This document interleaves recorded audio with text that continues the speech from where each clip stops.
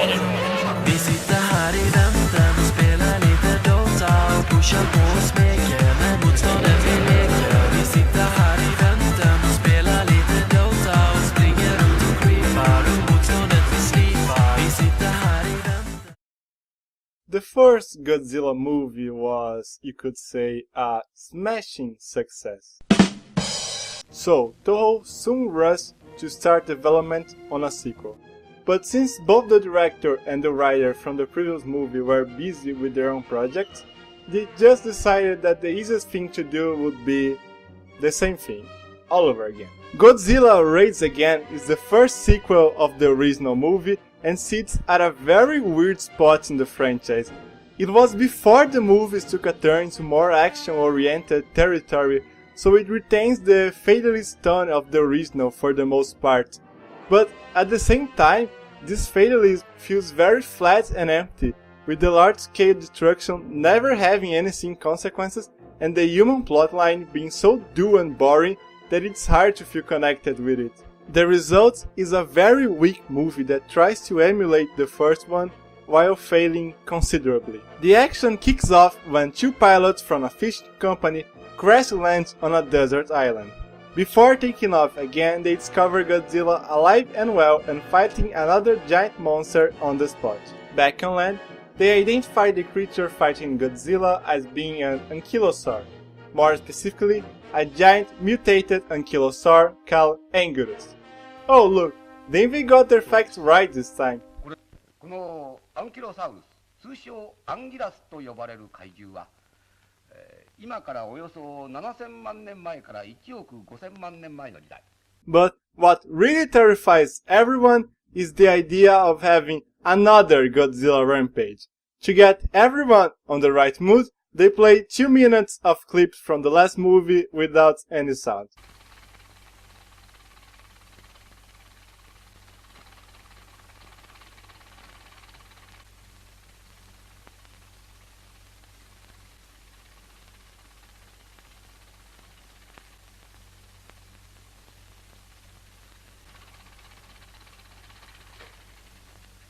Dr. Yamane returns to provide some insight on the situation, saying that without the oxygen destroyer, their only hope is to attract Godzilla away from the city using light bombs. And then Dr. Yamane disappears from this film, and all the other Godzilla films. He just gives up on the franchise. Maybe it was for the best. Takashi Shimura was way too good for this. The army starts tracking Godzilla to prepare for when he arrives at the coast. Meanwhile, life continues at Osaka, including this ball. Fun fact! This scene was actually taken from a wartime propaganda movie and briefly includes some swastikas on the background, which I'm obviously not showing you.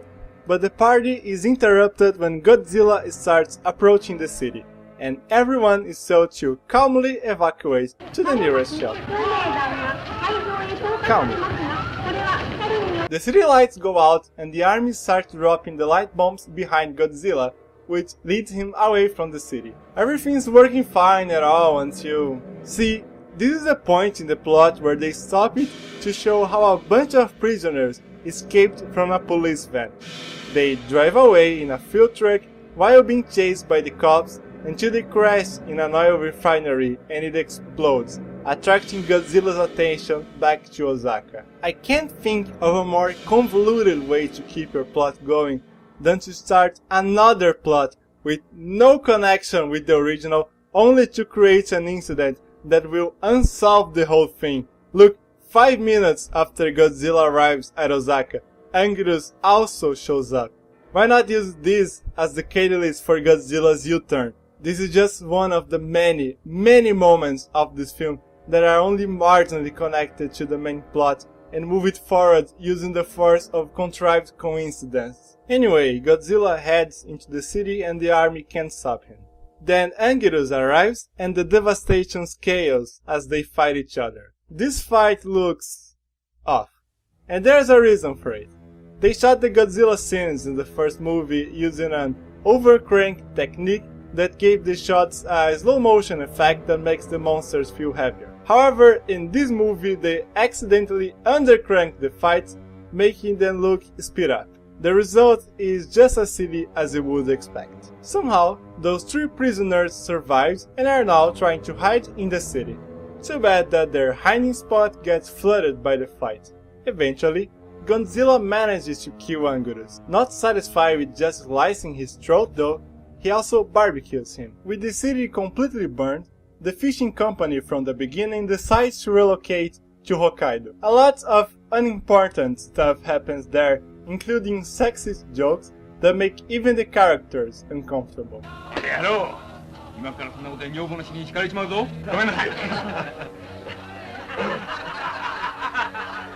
Most of this movie really feels like padding.